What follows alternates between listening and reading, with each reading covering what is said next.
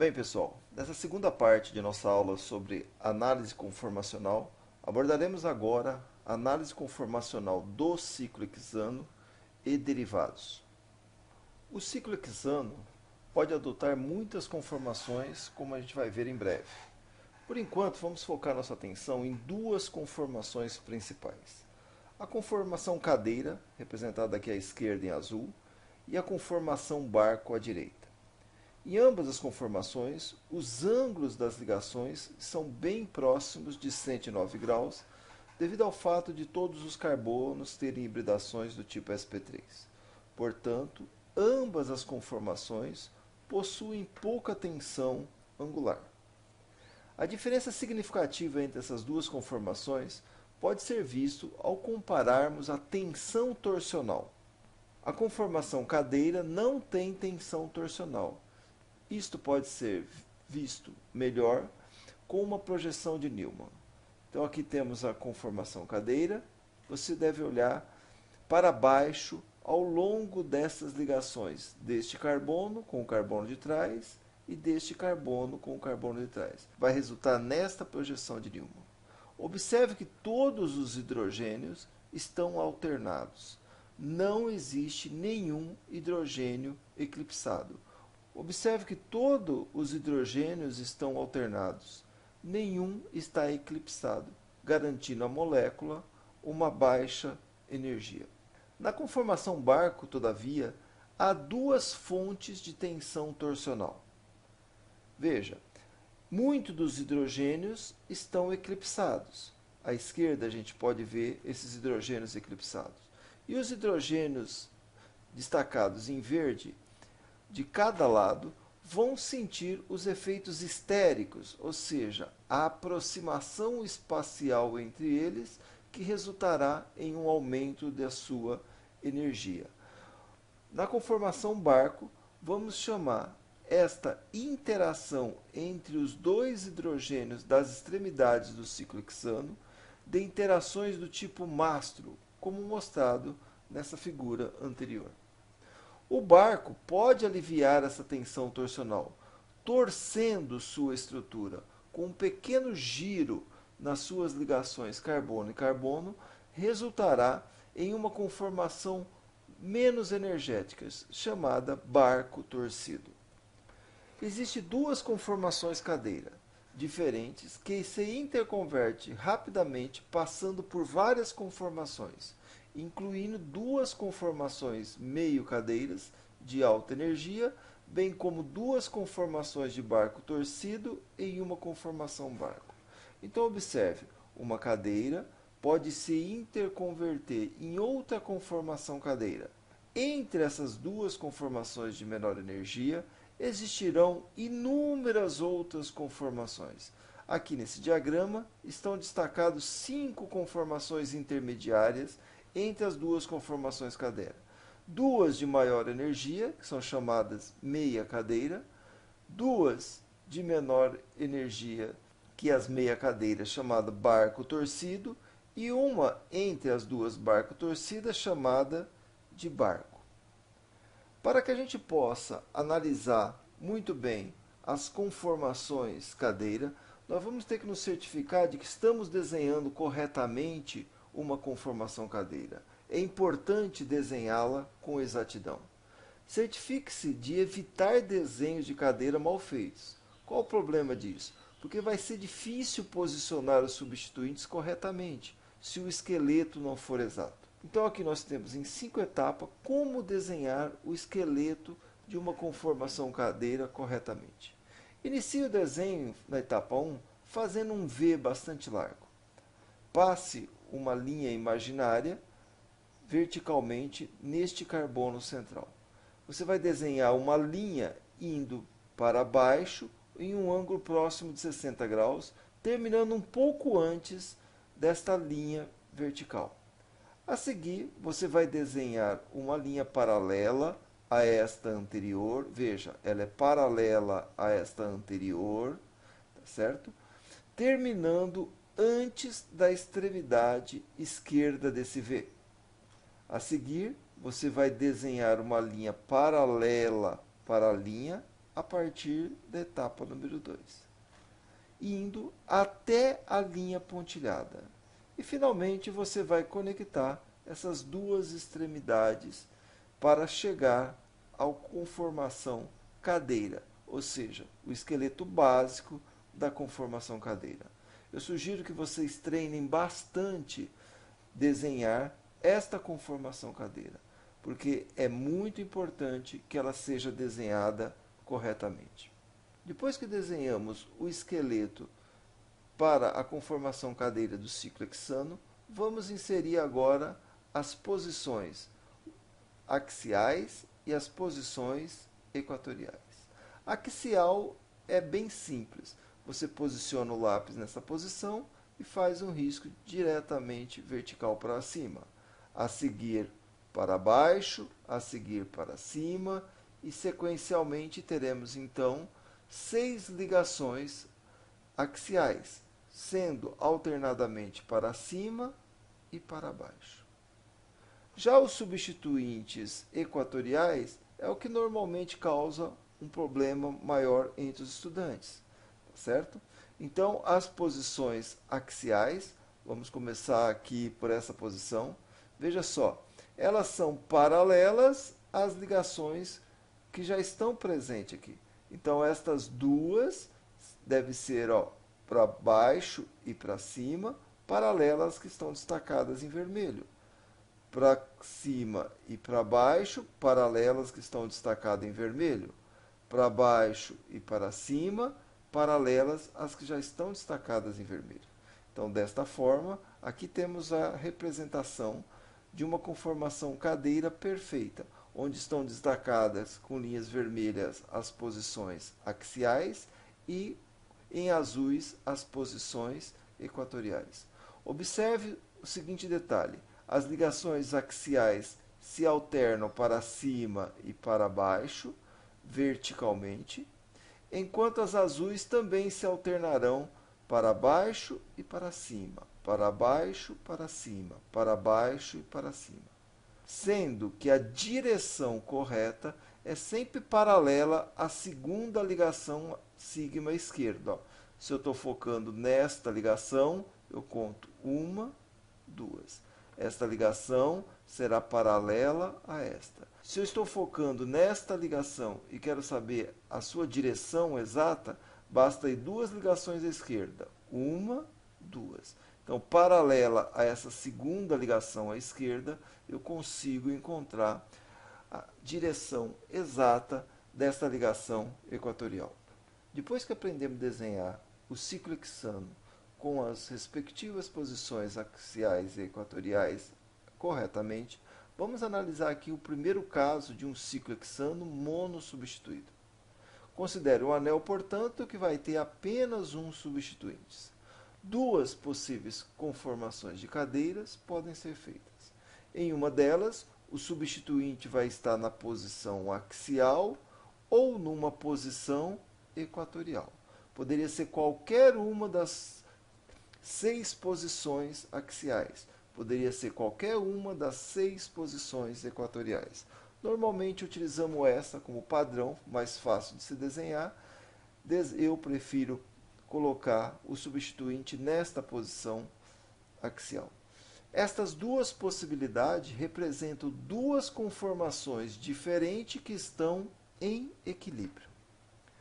O termo anel invertido vai ser utilizado e ele vai descrever a transformação desta conformação cadeira em outra conformação cadeira. Esse processo não é feito simplesmente movendo a molécula espacialmente. Em vez disso, um anel invertido vai possuir uma alteração conformacional, ocorre quando fazemos giros em torno de todas as suas ligações carbono-carbono individualmente. Isso pode ser visto com essa projeção de Newman. Veja, nesta posição onde o substituinte está na posição equatorial, se eu fizer giro em torno das ligações carbono-carbono, aquele substituinte que estava na posição equatorial nesta conformação se posicionará numa posição axial nesta outra conformação cadeira. Então nós vemos que as duas conformações cadeiras são resultantes da interconversão de uma na outra. Quando duas conformações cadeiras estão em equilíbrio, excetuando-se o caso do ciclo hexano, onde não há substituinte, as duas conformações terão energias diferentes. Uma de menor energia será aquela favorecida. Por exemplo, considere duas conformações cadeiras do metil ciclohexano. Veja, o metil pode estar na posição axial ou ele pode estar na posição equatorial. Observamos experimentalmente que 95% das moléculas do metil ciclohexano vão preferir adotar aquela conformação cadeira que vai posicionar o grupo metila na posição equatorial. Portanto, a temperatura ambiente, 95% das moléculas estarão na conformação cadeira, aquela que tem o grupo metila na posição equatorial. Esta deve, portanto, ser a conformação de menor energia. Mas por que isto ocorre? Esse próximo slide vai nos ajudar a entender esta diferença. Quando o substituinte está na posição axial, aqui representado por esse desenho no centro do slide, existirão interações ditas estéricas com outros dois hidrogênios, também em posições axiais, do mesmo lado do anel, ou seja, na porção superior do anel. Portanto, as nuvens eletrônicas do substituinte estão tentando ocupar a mesma região do espaço ocupada por esses dois hidrogênios, o que vai causar um impedimento estérico. Este impedimento é que será responsável pelo aumento energético desta conformação.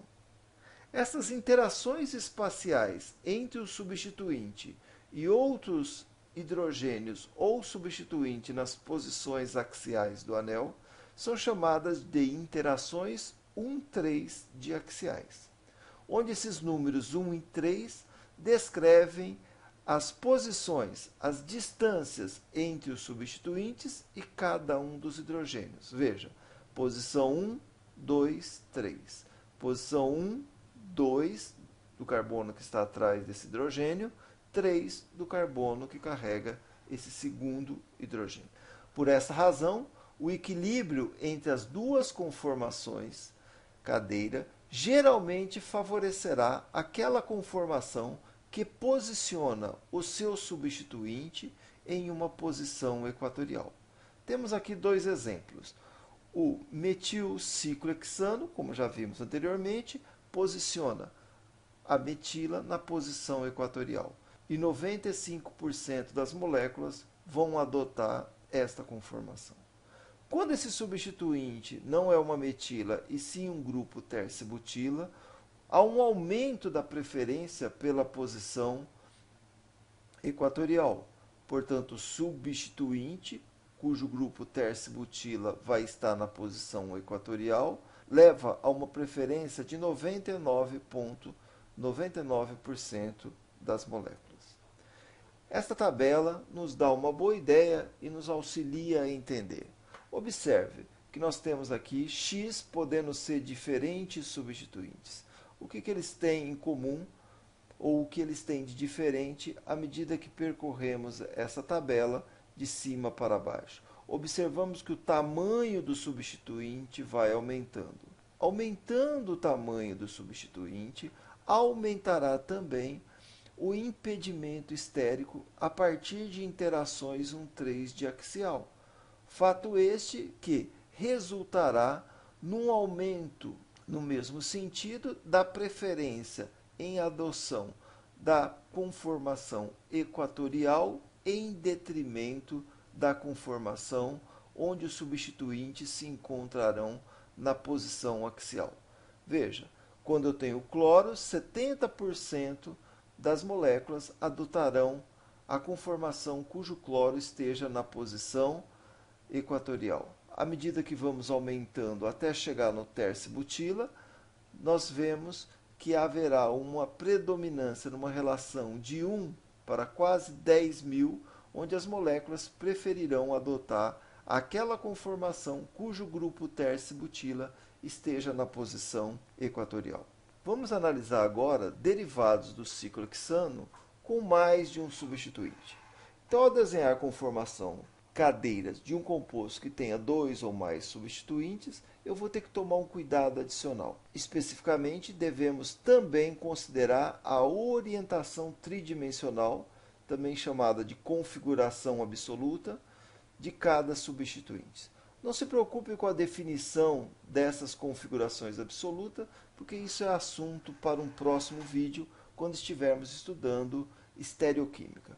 Mas vejam só, nesse ciclo hexano, nós temos dois substituintes vizinhos. Temos, portanto, um ciclo hexano dissubstituído, cujo padrão de substituição é dito 1, 2. Veja, o cloro está para cima do plano, representado por essa cunha cheia, enquanto o grupo metila está para baixo do plano, representado por essa cunha pontilhada. Observe, então, que há duas conformações cadeiras para esses compostos, e são as seguintes. Então, o cloro pode estar numa posição axial, veja, para cima, enquanto a metila está no carbono vizinho à direita e ela adota uma posição espacial para baixo. Então, ela está numa posição axial. Quando essa conformação cadeira se interconverte na outra, aquele substituinte que estava na posição axial passará para uma posição equatorial. O mesmo acontece com a metila que estava na posição axial. Antes ela estava na posição axial. Quando a cadeira se interconverteu, ela passa para uma posição equatorial. Mas observe que em ambas as conformações é mantida as posições espaciais relativas, ou seja, o cloro está direcionado para cima na conformação à esquerda e na conformação à direita, e a metila está para baixo, tanto na conformação à esquerda quanto na conformação à direita. A conformação da esquerda tem dois grupos axiais. Será menos favorável por conta da chamada interação 1,3 de axial, como já vimos em slides anteriores. Como consequência, a conformação cadeira preferencial para este isômero dissubstituído do ciclo hexano será aquela que posiciona os dois substituintes em posições equatoriais. Será, portanto, a conformação menos energética, a mais favorável energeticamente. Vamos exercitar. Desenhe as conformações cadeiras do seguinte exemplo. Veja, temos um ciclo hexano, ele tem dois substituintes, um grupo etila para cima e um grupo metila para baixo. Como desenhar a conformação cadeira mais estável para este composto? Etila está para cima, metila está para baixo. A etila, vamos definir que ela está no carbono 1 e a metila está no carbono 3. Portanto, veja, se ele está na posição 1, temos duas ligações possíveis neste carbono. A axial, que está para cima, e a equatorial, que está direcionada para baixo. Como a etila está para cima, obrigatoriamente desenhamos a etila na posição axial. Temos carbono 2, carbono 3 indo para sentido horário. Posição 1, posição 2, posição 3. Veja, a metila está para baixo. Nesse carbono temos duas ligações, uma axial para cima e uma metila para baixo. Como o desenho do nosso exercício mostra que a metila está para baixo, nós devemos desenhar a metila na posição equatorial. Esta conformação cadeira poderá se interconverter numa segunda conformação cadeira, sendo que o substituinte que estava na axial passa para a equatorial, e a metila que estava na equatorial passa para a axial. Neste caso, em ambas as conformações, há um substituinte na posição axial que poderá interagir com os hidrogênios nas posições 3. Veja, nesse caso nós temos a etila fazendo interação 1,3 com o hidrogênio, e nesta outra conformação cadeira, a metila estará fazendo interação 1,3 com os hidrogênios nas posições 3. Pelo fato da etila ser um grupo maior que a metila, ela adotará preferencialmente aquela conformação que posicionará o grupo na posição equatorial. Então veja, a etila está preferencialmente na posição equatorial. Portanto, esta conformação cadeira é mais estável que a anterior. Mais um exemplo. Se trata de outro isômero do composto anterior, só que nesse caso os dois substituintes estão para baixo. Então, na hora de eu desenhar, sabemos que a etila está para baixo, assim como a metila está para baixo. Então, na hora de eu desenhar a etila e a metila, eu vou ter que escolher posições axiais ou equatoriais que estejam direcionadas para baixo. Veja só o exemplo. Nesse primeiro caso, a metila está para baixo. Veja que a outra posição seria axial, mas axial estaria para cima. Então eu desenho a etila na posição equatorial, porque é aquela que está direcionada para baixo em concordância com o desenho anterior. Duas ligações no sentido horário, uma, duas. A metila está para baixo. Então, necessariamente, eu tenho que desenhar a metila na posição equatorial. Haja visto que a outra ligação, que seria a ligação axial, está posicionada para cima. Quando essa cadeira se interconverte na outra, os dois substituintes que estavam em posições equatorial passarão a ocupar posições axiais. Estas posições axiais, vejam, ambas para baixo, a exemplo do desenho anterior. No entanto, sabemos que ao ocupar posições axiais, ocorrerá as chamadas interações 1,3 de axiais, que são interações desfavoráveis energeticamente. Então, desta forma, esta conformação à esquerda será a conformação mais estável, ou seja, os dois substituintes ocuparão posições equatoriais na molécula. A seguir, para exercitar aquilo que você aprendeu, eu sugiro que você desenhe as conformações de menor energia para cada um dos seguintes compostos: A, B, C, D e F. Embaixo, para te auxiliar a definir qual grupo tem a maior interação 1,3 de axial, eu forneci aqui esta tabela. Então eu tenho certeza que se você fizer com cuidado, desenhando o esqueleto do ciclo hexano na conformação cadeira bem direitinho e observando que as cunhas estão para cima e para baixo, você vai posicioná-las corretamente em posições axiais ou equatoriais. Observe que não existe nenhuma relação direta entre para cima com axial ou equatorial. O mesmo acontecendo para baixo com axial ou equatorial. Por que razão? Porque existem conformações axiais para cima e para baixo. O mesmo acontecendo com as posições equatoriais.